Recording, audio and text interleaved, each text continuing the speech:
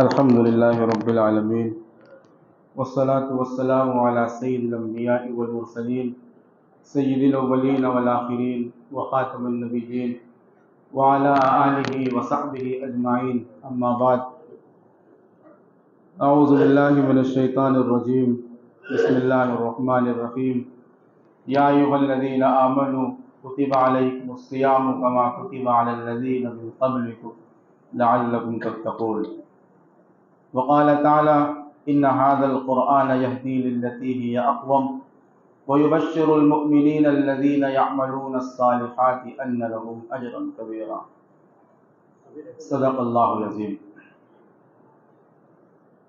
محترم بزرگوں، دینی اور ایمانی بھائیوں، اللہ تعالیٰ کا فضل کہ اس نے ہمیں قرآن مجید سننے اور سنانے کی توفیق عطا فرمائی۔ باری تعالیٰ سننے میں، سنانے میں، جانے انجانے میں جو غلطیاں ہو گئی اس کو معاف فرما دے۔ میرے بزرگوں، پہلی بات یہ کہ اتنا مبارک مہینہ، اور دوسری بات یہ کہ اس مبارک مہینے میں ہم نے مبارک کتاب سنی، مقدس کتاب سنی، جس کے بارے میں کہا گیا کہ اس کی زبان بھی مقدس ہے، اور اس کا بیان بھی مقدس ہے، اور اس کا کلام بھی مقدس ہے۔ پورا کلام مجید عظمت سے بھرا ہوا ہے۔ قرآن مجید ہم پڑھ لیتے ہیں، آپ پڑھ لیتے ہیں، یہ اللہ کا شکر ادا کیجیے، ورنہ یہ کتاب ایسی نہیں ہے کہ ہماری گنہگار زبان سے اس کے الفاظ ادا ہو جائیں۔ یہ تو مالک کا کرم ہے کہ وہ پڑھنے کی اور سمجھنے کی توفیق عطا فرما دیتا ہے۔ قرآن مجید جب آسمان سے دنیا میں نازل ہوا تو ڈائریکٹ آسمان سے دنیا پر نازل نہیں ہوا، بلکہ پورا کا پورا قرآن مجید لوح محفوظ سے اللہ رب العزت والجلال نے ایک ہی مرتبہ آسمان دنیا پر نازل فرمایا، بیت عزت میں نازل فرمایا، اور اس کے بعد پھر آپ صلی اللہ علیہ وسلم کے قلب اطہر پر رفتہ رفتہ، آہستہ آہستہ، نجمن نجمن، آیتن آیتن اتارتا گیا۔ یہ اللہ نے 2 مرتبہ اس کو نازل کیوں فرمایا؟ اللہ چاہتا تو لوح محفوظ سے ایک مرتبہ ہی آپ کے قلب اطہر پر اتار دیتا۔ اس کو اللہ نے ایک مرتبہ آسمان دنیا پر پورا کیوں نازل فرمایا؟ اس کے بارے میں مفسرین فرماتے ہیں کہ اس کو لوح محفوظ سے آسمان دنیا پر ایک مرتبہ پورا کا پورا اس لیے اتارا گیا تاکہ قرآن مجید کی عظمت ظاہر ہو جائے، اور فرشتوں کو یہ معلوم ہو جائے کہ یہ کتاب اللہ کی آخری کتاب ہے، اور یہی کتاب زمین والوں کے لیے ہدایت کے لیے اتاری جائے گی۔ ابھی جب آسمان دنیا پر یہ کتاب نازل کی گئی تھی تو حضور کی بعثت تو ہوئی نہیں تھی، نبی تو دنیا میں آخری آئے نہیں تھے، تو اللہ فرشتوں کو یہ بتانا چاہتا تھا کہ یہی کتاب آخری کتاب ہے، اور یہی کتاب اللہ کے آخری پیغمبر پر اتاری جائے۔ پھر آپ کی بعثت ہو گئی، آپ 40 سال کے ہو گئے، اب آپ نبی بنا دیے گئے، اور آپ پر وحی کا نزول شروع ہو گیا۔ اور جب وحی کا نزول شروع ہوا تو یہ بھی آسان چیز نہیں ہے کہ بس جو ہی وحی کا نزول شروع ہو جائے، بلکہ حضرت عائشہ فرماتی ہے کہ حضرت حارث بن ہشام رضی اللہ عنہ نے حضور اکرم صلی اللہ علیہ وسلم سے پوچھا کہ اے میرے آقا، آپ بتائیے کہ آپ پر وحی کا نزول کیسے ہوتا ہے، آپ پر قرآن مجید کیسے نازل ہوتا ہے؟ تو اللہ کے پیغمبر نے ارشاد فرمایا کہ جب میرے اوپر وحی نازل ہوتی ہے تو ایسا لگتا ہے کہ گھنٹی کے بجنے کی آواز سنائی دے رہی، اور فرمایا کہ یہ وحی میرے اوپر سب سے زیادہ سخت گزرتی، یہ وحی میرے اوپر سب سے زیادہ سخت گزرتی ہے، حضرت عائشہ فرماتی ہیں کہ سخت جاڑے کے دنوں میں، سخت سردی کے موسم میں جب آپ پر وحی کا نزول ہوتا تو آپ کی پیشانی پسینے سے شرابور ہو جاتی۔ حضرت عائشہ فرما رہی، اور پھر حضور فرما رہے ہیں کہ یہ والی کیفیت میرے اوپر بڑی شاخ گزرتی۔ اور کبھی حضرت جبرائیل علیہ السلام کسی آدمی کی شکل میں، بسا اوقات حضرت دحیہ کلبی ایک صحابی ہیں، ان کی شکل میں آپ آتے اور اللہ کا کلام آپ کے سینے پر اتار دیتے۔ اللہ کے پیغمبر فرماتے ہیں یہ والی شکل سب سے زیادہ آسان ہمیں محسوس ہوتی جب آپ دحیہ کلبی کی شکل میں آتے۔ اور آگے فرمایا کبھی ایسا ہوتا ہے کہ حضرت جبرائیل اپنی اصلی شکل میں آ جاتے ہیں، اپنی اصلی شکل میں آ جاتے ہیں۔ فرمایا یہ پوری زندگی میں صرف 3 مرتبہ ہوا، یہ پوری زندگی میں صرف 3 مرتبہ ہوا کہ حضرت جبرائیل اپنی اصلی شکل میں اللہ کے پیغمبر کے سامنے آئے۔ ایک مرتبہ تو اللہ کے پیغمبر نے جب یہ چاہا کہ آپ اپنی اصلی شکل دکھلائیے تو حضرت جبرائیل علیہ السلام اپنی اصلی شکل میں آپ کے سامنے آئے۔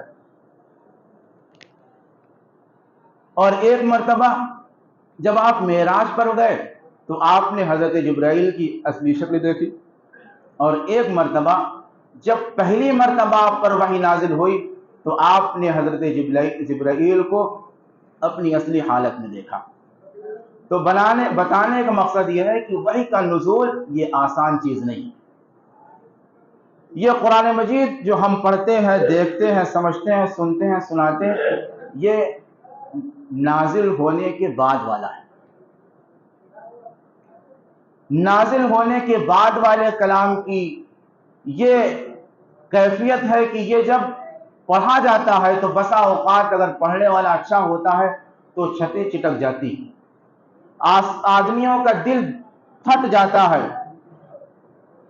یہ کلام مجید ایسا کلام، اسی کے بارے میں اللہ رب العزت والجلال ارشاد فرماتا ہے کہ لو انزلنا هذا القرآن على جبل لرأيته خاشعا متصدعا من خشية اللہ، کہ یہ کلام اگر اس کو ہم پہاڑ پر نازل فرما دیتے تو تم دیکھتے کہ پہاڑ اللہ کے خوف کی وجہ سے ریزہ ریزہ ہو جاتا، چور چور ہو جاتا، بھوسا ہو جاتا۔ یہ تو اللہ کے آخری پیغمبر کا قلب تھا اور آپ کا سینہ اور آپ کا دل تھا جس نے اس مشقت کو برداشت کر لیا اور وحی کے اس بوجھ کو اپنے اوپر سہار لیا۔ ورنہ تو وحی کا نزول ہو اور آدمی بچ جائے، یہ بڑی چھوٹی بات نہیں ہے بلکہ یہ بہت بڑی بات ہے۔ میں نے آیت پڑھی ہے، اللہ تعالیٰ ارشاد فرماتا ہے ان هذا القرآن يهدي للتي هي اقوم ويبشر المؤمنين الذين يعملون الصالحات ان لهم اجرا كبيرا۔ یہ قرآن راستہ دکھاتا ہے، یہ قرآن ایسا راستہ دکھاتا ہے جو سیدھا راستہ ہے، جو کہیں پر جا کر ٹیڑھا نہیں ہوتا، جس راستے میں کہیں پر کجی نہیں ہے، جس راستے میں کہیں پر کوئی رکھاپن نہیں ہے، بلکہ یہ سیدھا راستہ دکھاتا ہے۔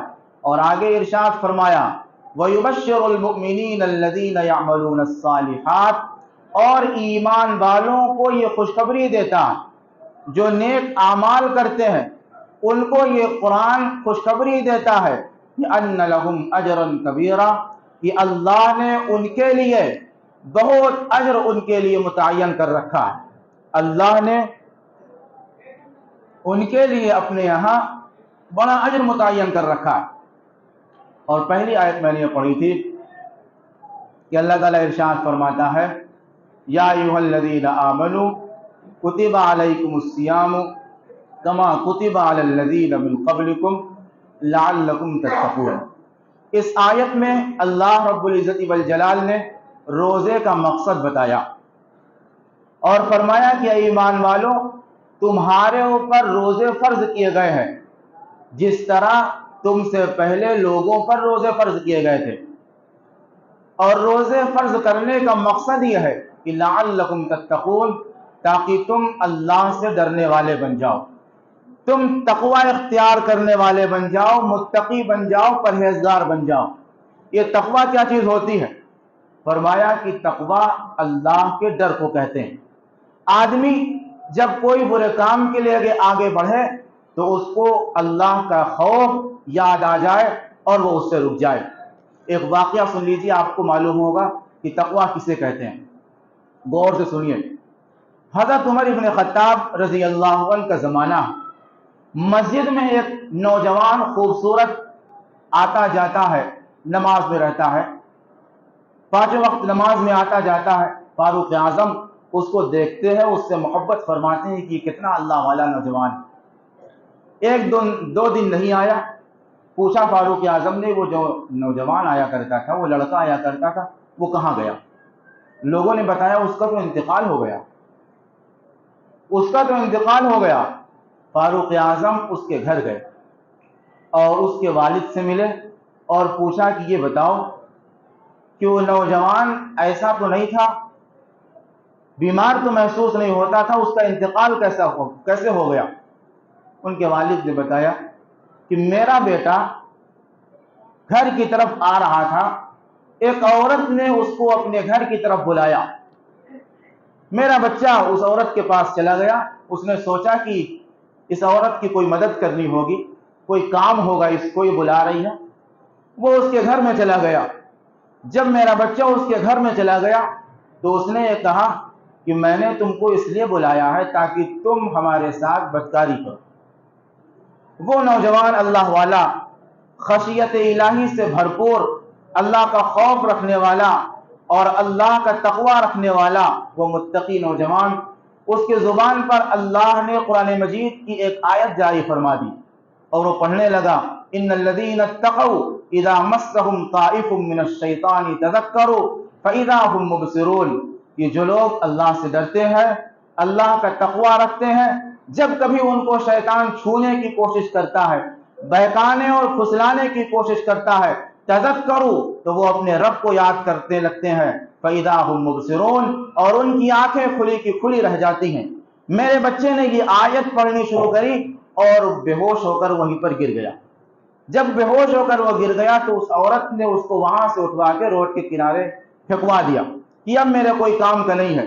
مجھے معلوم ہوا، میں اس کو گھر لے کے آیا اور جب وہ ہوش میں آیا تو میں نے پوچھا کہ بیٹے ماجرا کیا ہے، تمہاری یہ حالت کیسے ہوئی، کیا بات ہے؟ وہ یہ کہتا رہا کہ ابا جان رہنے دو، مت پوچھو، لیکن میں نے ضد کیا کہ بتاؤ بیٹے بات کیا ہے۔ تو اس نے پورا واقعہ بتایا کہ میرے ساتھ یہ واقعہ پیش آیا، اور جب اس مرتبہ اس نے اس واقعے کو بتایا تو پھر وہی آیت کو پڑھنے لگا کہ ان الذین اتقوا اذا مسهم طائف من الشیطان تذکروا فاذا هم مبصرون، کہ جو لوگ اللہ کا ڈر، اللہ کا تقوی اپنے پاس رکھتے ہیں، جب ان کو شیطان چھونے کی اور بہکانے کی کوشش کرتا ہے تو وہ اپنے رب کو یاد کرنے لگتے ہیں اور ان کی آنکھیں کھلی کی کھلی رہ جاتی ہیں۔ میرے بچے نے یہ آیت پھر پڑھنی شروع کی اور پھر بے ہوش ہو کے گرا، تو اب کی مرتبہ جب گرا تو اس کا انتقال ہو گیا، اب کی ہوش میں نہیں آیا۔ فاروق اعظم نے کہا اس کی قبر کہاں، اس کی قبر کہاں ہے؟ اس کی قبر پر فاروق اعظم پہنچے اور اس کو مخاطب کر کے فرمایا کہ اے نوجوان، تیرے اندر اللہ کا ڈر ہے، تو متقی نوجوان تھا، اور اللہ فرماتا ہے کہ جو میرے آگے ڈرنے سے کھڑا ہوتا ہے، وَلِمَنْ خَافَ مَقَامَ رَبِّهِ وَجَنَّتَانِ، اس کو ہم دوہری جنت، 2 جنت عطا فرماتے ہیں۔ اے نوجوان، اللہ تجھے دوہری جنت عطا فرمائے گا، تجھے 2 جنتیں عطا فرمائے گا۔ جب فاروق اعظم نے یہ بات کہی تو قبر کے اندر سے وہ بچہ بول پڑا کہ آتانی ہما ربی الجنہ، میرے رب نے مجھے وہ دونوں جنتیں عطا کر دی، میرے رب نے مجھے وہ دونوں جنتیں عطا کر دی۔ تو اس کو کہتے ہیں اللہ کا ڈر، اور اس کو کہتے ہیں اللہ کا خوف، اور اس کو کہتے ہیں تقوی۔ بات سمجھ میں آئی؟ اللہ کا ڈر کس کو کہتے ہیں؟ کہ جب بھی شیطان بہکانے اور پھسلانے کی کوشش کرے، فوراً آدمی اپنے رب کو یاد کرنے لگے اور رسول اللہ صلی اللہ علیہ وسلم نے جن باتوں سے منع کیا ہے ان کو یاد کرنے لگے اور اپنے رب سے ڈر جائے۔ اگر آدمی اپنے رب سے ڈر جائے گا تو اللہ کا وعدہ ہے کہ اللہ اس کو دوہری جنت عطا فرمائے گا۔ دوسری بات یہ کہ آپ پہلے رمضان سے یہ بات ڈاکٹر صاحب کی زبانی سن رہے ہیں کہ فلسطین کے لیے دعا کرو، فلسطین کے لیے دعا کرو۔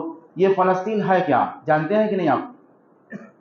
مسجد اقصی، وہ بیت المقدس جو مقدس گھر، اللہ کا پاکیزہ گھر، جس کو حضرت یعقوب علیہ السلام نے بنایا۔ کس نے بنایا؟ حضرت یعقوب علیہ السلام نے بنایا۔ اور حضرت یعقوب کا ایک نام اسرائیل ہے۔ کیا نام ہے؟ اسرائیل ہے۔ اور حضرت یعقوب کے سب سے بڑے بیٹے کا نام یہودا تھا۔ کیا نام تھا؟ یہودا تھا۔ یہودا کی جو اولادیں ہوئیں ان کو ہم یہودی کہتے ہیں، اور حضرت اسرائیل کی جو اولادیں ہوئیں انہیں اسرائیل کہا جاتا ہے، جو اب بدل کر اسرائیل ہو گیا۔ یہ سب نبیوں کی اولادیں تھیں، لیکن ان کی قیادی، ان کی مکاری اور ان کی عیاری اتنی بڑھ گئی تھی کہ ان لوگوں نے اپنے پیغمبروں کو قتل کر دیا۔ بنی اسرائیل میں ایک دو پیغمبر نہیں آئے، ہزاروں کی تعداد میں پیغمبر آئے، لیکن ان لوگوں نے اپنے پیغمبروں کو قتل کیا اور اپنے پیغمبروں کی نہ مانی۔ حضرت موسیٰ علیہ السلام تشریف لائے، ان کے ماننے والوں کو بھی یہودی کہتے ہیں۔ حضرت موسیٰ دنیا سے رخصت ہو گئے، حضرت عیسیٰ تشریف لائے۔ اور جب حضرت عیسیٰ علیہ السلام تشریف لائے تو اب مسجد الاقصی، بیت المقدس اور فلسطین کا پورا علاقہ حضرت عیسیٰ کے قبضے میں ہو گیا، اس لیے کہ اللہ فرماتا ہے کہ ان الارض للہ یورثها من یشاء، زمین میری ہے، ہم جس کو چاہتے ہیں اس کو زمین کا وارث بناتے ہیں۔ کبھی حضرت یعقوب اس کے ذمہ دار تھے، کبھی حضرت موسیٰ اس کے ذمہ دار تھے، اور کبھی حضرت عیسیٰ اس کے ذمہ دار تھے۔ حضرت عیسیٰ کو یہودیوں نے سولی پر چڑھا دیا نا اپنی جانب میں، تو ان لوگوں نے حضرت عیسیٰ علیہ السلام کو سولی پر چڑھا دیا۔ یہ تو قرآن کہہ رہا ہے وَمَا قَتَلُوهُ وَمَا صَلَبُوهُ وَلَٰكِن شُبِّهَ لَهُمْ، کہ ان دشمنوں نے نہ حضرت عیسیٰ کو قتل کیا ہے نہ سولی پر چڑھایا ہے، بلکہ معاملہ ان میں مشتبہ ہو گیا۔ بَل رَفَعَهُ اللَّهُ إِلَيْهِ، اللہ نے حضرت عیسیٰ کو آسمان پہ زندہ اٹھا لیا، لیکن یہودی یہ سمجھتے رہے کہ ہم نے حضرت عیسیٰ کو سولی پر چڑھا دیا۔ حضرت عیسیٰ بھی دنیا سے رخصت ہو گئے۔ اب حضور اکرم صلی اللہ علیہ وسلم کی بعثت ہوئی، آپ کو اللہ نے معراج کی طرف بلایا اور مسجد اقصی میں آپ سے امامت کروا کر اللہ نے یہ ثابت کروا دیا کہ اب مسجد اقصی کی تولیت اور مسجد اقصی کے ذمہ دار آپ ہو گئے۔ مسجد اقصی کے ذمہ دار آپ ہو گئے، اسی لیے تو کہتے ہیں کہ فلسطین پر کسی ایک قوم کا حق نہیں ہے، بلکہ ہر امتی کا حق ہے، ہر ایک مسلمان کا رشتہ اس سے جڑا ہوا ہے، اس لیے کہ وہ مسلمانوں کی جاگیر ہے۔ اللہ نے اس کو مسلمانوں کی جاگیر بنایا ہے، اور ایک دو نہیں، ہزاروں پیغمبروں کا وہ مسکن اور مدفن رہا ہے۔ قرآن کہہ رہا ہے لِنُرِيَهُ مِنْ آیاتنا، کہ اللہ کے پیغمبر کو ہم نے فلسطین میں بیت المقدس میں اس لیے بلایا تاکہ ہم وہاں کی برکتیں آپ کو دکھائیں۔ وہ بابرکت علاقہ ہے، بابرکت جگہ ہے۔ پھر حضور اکرم صلی اللہ علیہ وسلم دنیا سے جب رخصت ہوئے، فاروق اعظم کا زمانہ آیا۔ فاروق اعظم نے بیت المقدس کو فتح کیا یا نہیں کیا؟ سب لوگ جانتے ہیں۔ عیسائیوں نے بغیر جنگ کیے ہوئے مسجد اقصی کی چابی فاروق اعظم کے حوالے کر دی۔ کیوں؟ اس لیے کہ ان لوگوں نے اپنی کتابوں میں پڑھ رکھا تھا کہ اللہ کے آخری پیغمبر آئیں گے اور ان کے یہ ساتھی ہوں گے، اور ان کے ساتھی کی ایسی ایسی نشانیاں ہوں گی۔ قرآن کہہ رہا مثلہم فی التوراۃ ومثلہم فی الانجیل، وہ لوگ توریت میں بھی اور انجیل میں بھی اللہ کے پیغمبر کی اور پیغمبر کے صحابیوں کی نشانیاں پڑھ چکے تھے۔ وہ فاروق اعظم کو پہچان گئے کہ یہ سچے ہیں اور ان کو بغیر جنگ کے چابی دی جائے گی۔ چابی دے دی گئی۔ اس کے بعد پھر کبھی عیسائیوں کے ہاتھ میں وہ رہا، کبھی مسلمانوں کے ہاتھ میں، کبھی عیسائیوں کے ہاتھ میں، کبھی مسلمانوں کے ہاتھ میں، اسی طرح ہوتا رہا۔ پھر 1917 میں سلطنت برطانیہ کے زیر سائے میں وہ ملک آ گیا، فلسطین کا علاقہ برطانیہ کے ہاتھ میں چلا گیا۔ جب اس کے ہاتھ میں چلا گیا تو اس نے یہودیوں کو بسنے کی اجازت دے دی، اور یہودی اتنے، یوں کہنا چاہیے اتنے حرام خور اور اتنے نالائق، سوچئے جس نے اپنے پیغمبروں کو قتل کیا ہوگا وہ قوم کتنی حرام خور رہی ہوگی، وہ کتنے نالائق اور عیار رہے ہوں گے۔ یہ بستے چلے گئے اور 1948 میں قبضہ کر لیا، 1948 میں قبضہ کر لیا۔ اب یہ چاہ رہے ہیں کہ ہم ان لوگوں کو فلسطین سے نکال دیں جو اصل باشندے ہیں فلسطین کے، جو اصل رہنے والے اور جو اصل ذمہ دار ہیں فلسطین کے، ان کو نکال دیا جائے۔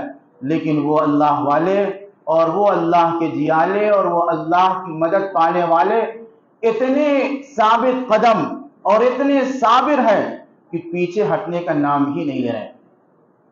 ہزاروں کی تعداد میں ان کے بچے شہید ہو گئے، ہزاروں کی تعداد میں ان کے نوجوان شہید ہو گئے، ہزاروں کی تعداد میں ان کی خواتین شہید ہو گئی، لیکن وہ اللہ کے بندے پیچھے ہٹنے کا نام نہیں لے رہے۔ مسجدیں مسمار کر دی گئی، گھر ویران کر دیے گئے، ان کو باہر سحری اور افطاری کرنے پر مجبور کر دیا گیا، لیکن اس کے باوجود بھی وہ یہ کہہ رہے ہیں کہ حسبنا اللہ ونعم الوکیل نعم المولا ونعم النصیر، کہ میرے لیے تو میرا رب کافی ہے، میرے لیے تو میرا رب کافی ہے، اور میرے لیے تو میرے رب کی مدد کافی ہے۔ ان کا یہ نعرہ ہے۔ اللہ رب العزت والجلال ہم سب کو بھی ویسا ایمان عطا فرمائے۔ ان کا ایمان تو صحابہ اکرام کے ایمان کے مماثل ہو رہا، صحابہ اکرام کی ایمان کے طریقے ایمان کی طرح ان کا ایمان نظر آ رہا ہے، ورنہ تو آج کل کے مسلمانوں میں وہ ایمان کہاں ہے؟ آدمی ذرا سا بندوق اٹھائے تو ہم لوگ جو کہے وہ کہہ دیتے ہیں، لیکن وہ اللہ کے بندے 7 سال کے بچے، 8 سال کے بچے وہ دنیا سے رخصت ہو رہے ہیں۔ اس سے پہلے بھی ویڈیو آئی تھی کہ بھائی دنیا سے رخصت ہو رہا ہے، چھوٹا، اور 8 سال کی یا 7 سال کی بچی ہے، بھائی کے کان میں کہہ رہی ہے اشہد ان لا الہ الا اللہ واشہد ان محمد رسول اللہ۔ یہ ہے ایمانی جذبہ۔ اس طرح کی ہزاروں ویڈیو وائرل ہو رہی ہیں، آپ نے بھی دیکھی ہے اور ہم نے بھی دیکھی ہے۔ بس ان کے لیے دعا کیجئے کہ اللہ ان کو ثابت قدمی عطا فرمائے، اور یہودیوں کو، ان مکاروں کو اللہ رب العزت والجلال اس جگہ سے دور بھگا دے، ان کو اللہ ان کے کیفر کردار تک پہنچا دے، اور اس پاکیزہ زمین کو پھر ان لوگوں کے ہاتھ میں آزادی کے ساتھ اللہ رب العزت والجلال دے دے جن کی وہ زمین ہے اور جن کے اصل وہ ذمہ دار ہیں۔ سمجھ گئے؟ بیت المقدس پر اور فلسطین پر ہر ایک مسلمان کا حق ہے، ہمارا بھی ہے، آپ کا بھی ہے، اس لیے کہ اس سے رشتہ داری ہمارے ایمان کا حصہ ہے۔ اللہ رب العزت والجلال ہم سب کو سمجھنے کی توفیق عطا فرمائے اور عمل کرنے کی توفیق عطا فرمائے۔